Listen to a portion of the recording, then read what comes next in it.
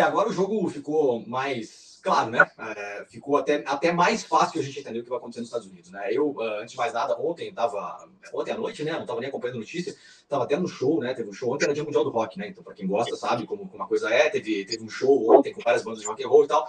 E aí no meio eu vi e não consegui nem me inteirar muito. Mas imediatamente eu lembrei de como esses atentados políticos, eles são comuns, eles não são incomuns, né? Na verdade, a gente trata isso como uma originalidade, né? Nos Estados Unidos, principalmente, foram 10 atentados, sendo 4 presidentes ou ex-presidentes assassinados, né? Ou concorrentes, né? Que foram mortos em atentados. Então, não é comum, né? O do Kennedy é o que mais a gente lembra, porque ele é um atentado da era moderna, tem imagem, né? Todo filme lá do carro, mas aconteceu antes nos Estados Unidos. São vários. Os Estados Unidos é um país que resolve as coisas na bala, historicamente, né? Então, para quem, inclusive, professa essa ideologia, né, das armas que fazem a população se defender dos governantes, bom, é basicamente o que a população dos Estados Unidos vem fazendo, assim, dentro dessa lógica, né?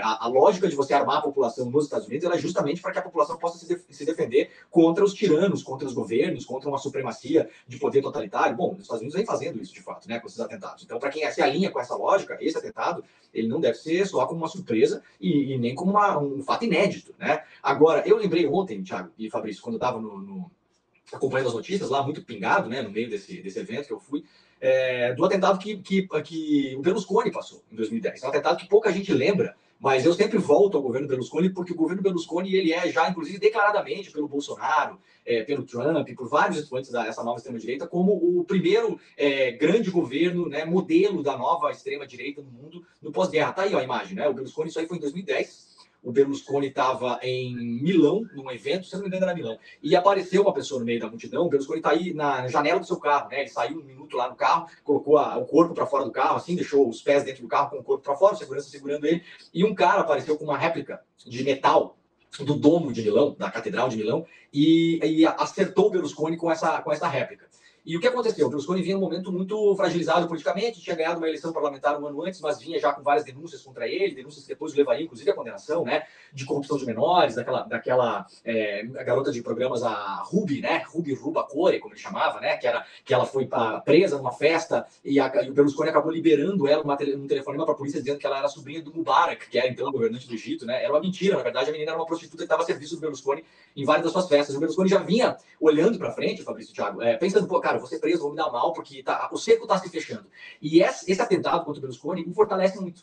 Curiosamente, não é uma surpresa, de novo, o que aconteceu, né? Ele fica muito fortalecido, essa imagem é muito forte. Eu mandei uma estátua para vocês verem depois ali, ele virou até estátua, né? Tem uma estatuazinha que era vendida na Itália ali, ó. Aquela de baixo, né? Essa aqui, ó. Tem um local muito famoso em Nápoles, na Itália, que é um local onde se faz estátuas de políticos, de celebridades e tal. Geralmente as estátuas são cenas da vida desses políticos. Essa estátua foi muito famosa, né? Vendida na Itália e tal. Então, esse tipo de episódio, ele tende a fortalecer as pessoas que passam por eles, porque em a gente descartando a ideia de que isso foi uma armação, e nós não temos até agora nenhum elemento para afirmar isso, né, gente? Vamos deixar bem claro, vocês estão fazendo isso de modo muito responsável, sabe? A gente tem que deixar bem claro, não há zero elementos. Eu sei que muita gente que assiste ao TCM, que assiste o ICL, o 247, os sites, né, de progressistas de esquerda no Brasil, muita gente fica brava quando a gente fala isso. Eu vou voltar a falar o que eu sempre falo desde a facada do Bolsonaro. Eu não acredito que tenha sido armação a facada do Bolsonaro. Não há elementos. Tudo que é colocado como... Aí parece que não é bem assim. Muitas vezes de pessoas que não sabem como funciona a dinâmica dos crimes, né? A faca não tinha sangue, não sei o quê. Não é gente formada, especialista em padrões de sangue. Isso, gente, há uma ciência que estuda essas coisas, tá? A gente não descobriu isso na internet, tá bom?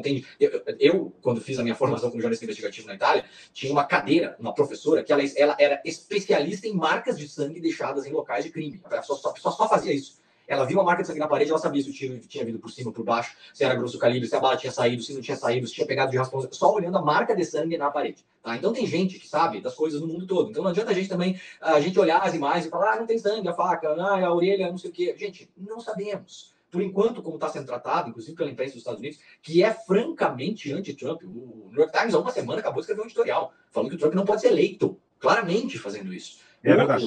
O editorial fortíssimo. O New York Times está tratando como atentado, attempt assassination, né? Atentado. Então, assim, em sendo isso, O que é que vai acontecer agora? Isso vai fortalecer a candidatura do Trump. Não, a gente pode imaginar que, tudo bem, falta muito tempo para as eleições, são 5 meses pela frente e tal, mas, num primeiro momento, isso fortalece como fortaleceu o atentado ao Bolsonaro, como fortaleceu o atentado ao Trump, como fortaleceu o atentado ao Reagan em 81, esses atentados, porque eles colocam a pessoa no lugar de vítima, que é o que, de fato, a pessoa na cena do crime é. A gente, claro, pode discutir a questão armamentista dos Estados Unidos, eles alimentam essa sociedade, né? Não vamos muito longe, os democratas, para mais da metade, também estão alinhados com a República da Bala também, não tem santo do outro lado também, não é que os democratas não defendam isso, não é assim que a coisa funciona, é tudo muito mais complexo, né? É uma defesa grande na sociedade, principalmente na política dos Estados Unidos, em relação a essa República da Bala, que é os Estados Unidos. Agora, isso tem uma tendência a fortalecer o Trump, de fato. O que é que vai acontecer agora? Eu acho que nós teremos, nessa semana, já agora, uma definição em relação à candidatura do Biden.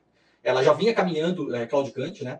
Há uma dificuldade em convencê-lo. O problema agora é convencê-lo a se retirar ou encontrarem um modo de retirá-lo sem que pareça uma coisa muito humilhante ou que pareça um afastamento compulsório. O que está acontecendo na campanha do Trump agora é uma negociação para saber quando o Biden, quer dizer, quando o Biden vai sair. Não é se o Biden vai sair. Já há um convencimento das lideranças do partido, dos grandes financiadores, que já publicamente têm falado, das grandes estrelas de Hollywood, que historicamente apoiaram aí as campanhas anti-Trump nos Estados Unidos.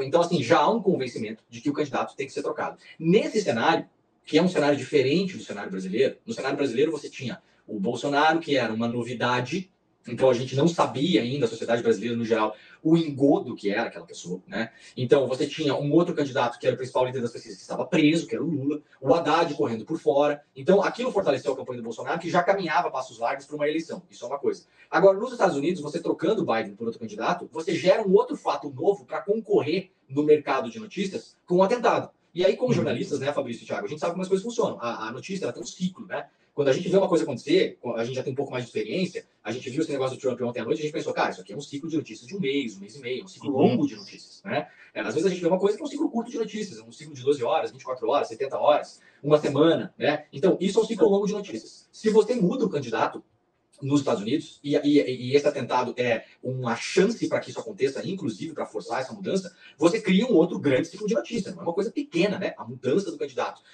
O candidato vai ser apresentado. É tudo novo, vai ser apresentado para a sociedade, a imprensa vai ter 1 milhão de links. Quem é o substituto? Conheça aqui a vida dele. Vão recuperar vários vídeos antigos, vão recuperar polêmicas, vão recuperar passagens boas, passagens ruins. Então você cria uma massa de notícias, um grande ciclo de notícias que vai competir com o atentado.